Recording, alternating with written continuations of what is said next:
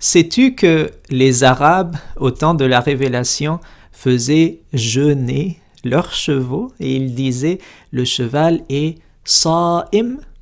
ولو أن ما في الأرض من شجرة أقلام والبحر يمده من بعده 7 أبحر ما نفدت كلمات الله إن الله عزيز حكيم.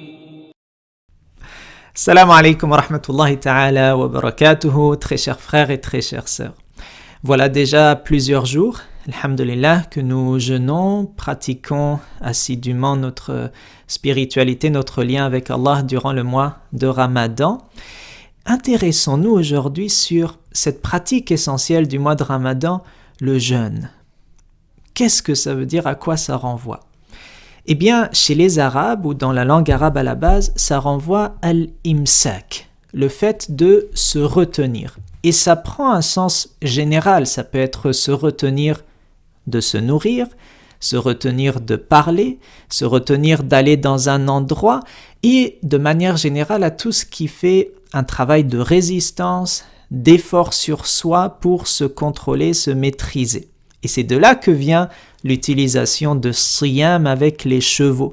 Les Arabes, lorsqu'ils dressent leur cheval, eh bien, ils lui font faire as-siyam, qui consiste des fois à avoir des privations de nourriture temporaire, qui consiste des fois à faire face au vent qui est chaud et qui amène du sable là qui fouette le visage, afin de l'habituer, afin de faire en sorte que demain, lorsqu'on devra faire de longs voyages, tu seras capable de résister avec moi face au vent chaud et face à la faim et la soif, s'il y a un combat qui doit être mené aussi, que j'ai affaire à un cheval qui soit résistant et fort.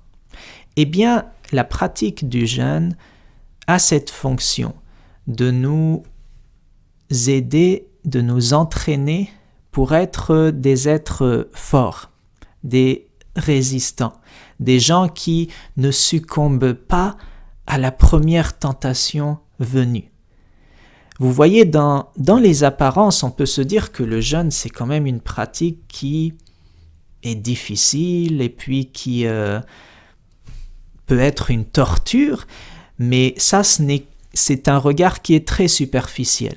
Quand on regarde dans le fond, ce n'est pas du tout pour nous faire du mal, mais pour, au contraire, éveiller toute notre dignité.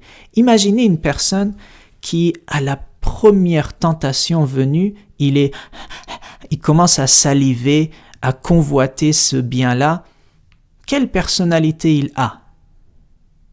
À la différence d'une autre personne qui arrive à faire siyam et se contrôler face à une tentation pour dire non, là il est en train d'élever son humanité, son côté noble et vertueux.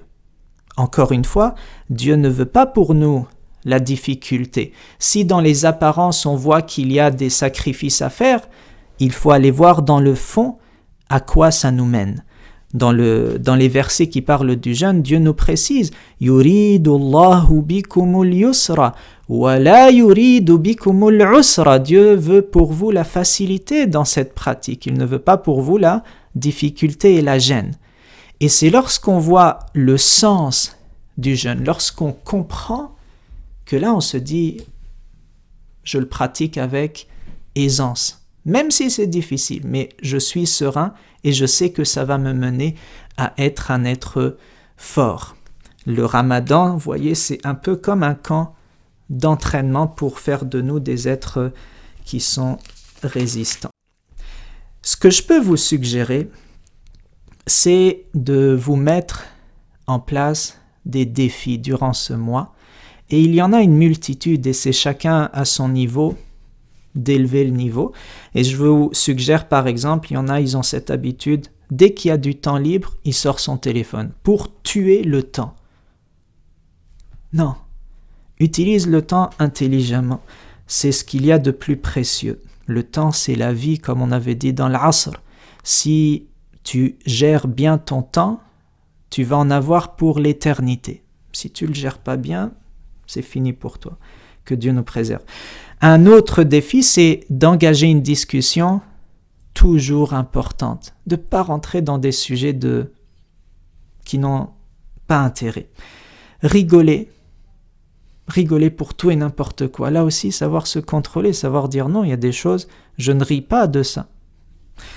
Voilà ce qu'on peut se mettre comme défi pour pratiquer le siyam à plusieurs niveaux. Clôturons avec ce fameux verset de sourate Al-Baqarah au verset 183.